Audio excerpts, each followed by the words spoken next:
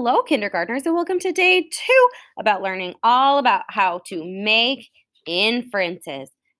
If you remember from yesterday, an inference is a guess using clues. Remember that fun and silly song we listened to with Spider Man when all of those friends were singing that it's reading what's not in the book.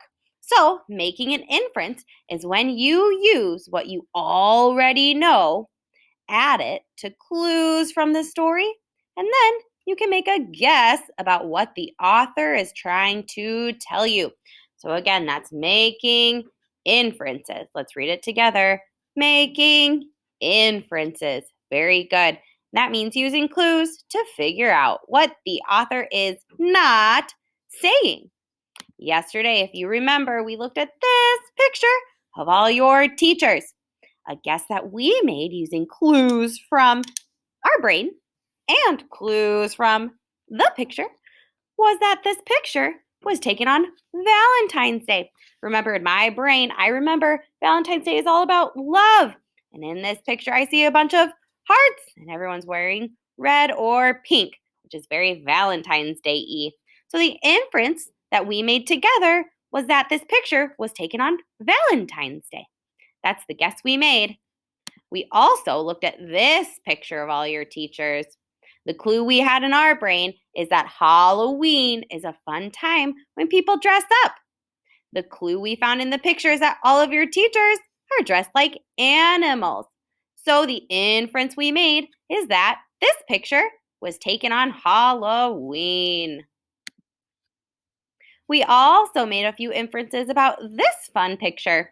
We looked at what the characters were wearing. That was our clue from the story. And we remembered in our brains that when it's warm outside, we like to wear shorts and sandals too. So we made the inference that it was warm wherever these friends were. We also made an inference that they were on a picnic because in our brain, we know that a picnic, you need a basket of food and a blanket to sit on. And look at these two clues we found in the picture. The inference we made was that they're going on a picnic. Now, friends, I want you to look at this next picture of Mrs. Houselawton. What inference can you make? What guess do you have? I'm going to use my brain, and I know that in my brain, Mrs. Houselawton has a husband. And I know that in my brain, Mrs. Houselawton's husband makes her so happy. So if I look at this picture, I notice that Mrs. Houselawton and this man are holding hands. And look at Mrs. Houselawton's big smile. So in my brain, I know that Mrs. Houselawton is married and that her husband makes her happy. In this picture, I notice she's holding hands and she's happy. I'm making the inference that this man right here is Mr. Houselawton. Oh, that is so exciting. She does look so happy, and so does he. So again, friends, the inference I'm making is that this man is Mr. Houselawton because I know in my brain, the clue I already know is that Mrs. Houselawton is married. And in the picture, the clue I have is that she's holding hands and they're both so happy. The inference is that they are married. Let's see what the next picture is. Mr. Boland. What's an inference that you have? Think in your brain about what you already know about Mr. Boland. And then look at the picture. See if you can find any clues. I know in my brain that Mr. Boland worked really hard in college. He even got a master's degree. And I also know in my brain that when you graduate, you wear a hat that's shaped like a square. Now I'm going to look at this picture, and I see Mr. Boland is wearing a hat that's shaped like a square, and he has a diploma in his hands. That's a special piece of paper you get when you graduate. So the clue I have in my brain is that when you graduate, you get a square hat. The clue I see in the picture is that he's wearing a square hat. I'm going to make the inference that Mr. Boland graduated in this picture. This is a picture of his graduation. That's the guess that I'm going to make. I also know that Mr. Boland has a lot of people in his life who love him so much.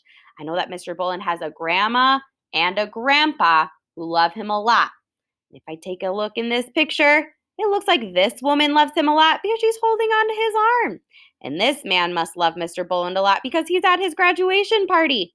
I'm going to use the clues I have in my brain. Remember, I already know that Mr. Bullen has grandparents. And I'm going to look at this picture and I'm going to notice that this woman looks like she really loves Mr. Bullen. This man looks like he really loves Mr. Bullen. I'm going to make the guess that those are Mr. Bullen's grandparents. So my inference is that this man and this woman are Mr. Bullen's grandma and grandpa. Awesome! Making inferences is fun. Next, I am going to read a story. While I read, I want you watching the picture and thinking about some inferences you can make. I'm going to be sharing some clues, and we're going to come up with an inference all together. This story is called Have You Any Wool? Do you have some wool? Said the man. Here is one bag full, said Black Sheep. Do you have some wool? Said the boy. Here are 3 bags full.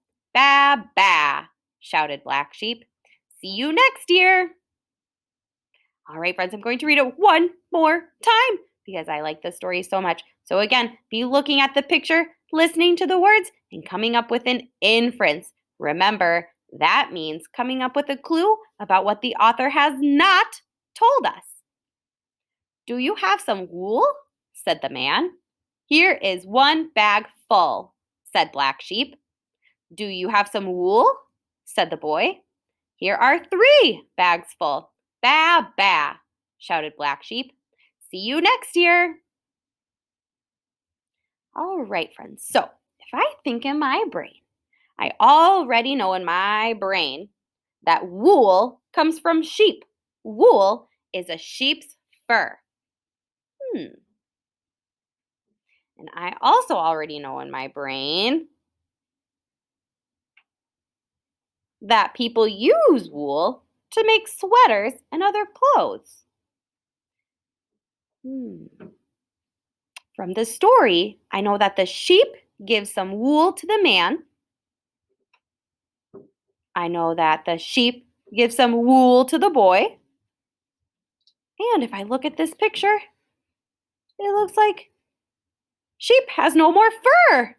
There's no wool left on sheep. So I'm going to use the clues in my brain that I know and the clues from this picture, and I'm going to make the inference that sheep has given all of his wool that was on his body to the people that want more of it. That's pretty kind of sheep, don't you think? He took all of his wool off of his body and he gives it to all of these people. But Black Sheep says, see you next year. I bet that's because sheep is all out of wool to give. Look at him. He's shaved all the way bald. So, friends, we knew from reading these words and looking at this picture that sheep was giving his wool away. But nowhere in this story or in this picture did it say that sheep gave his wool away.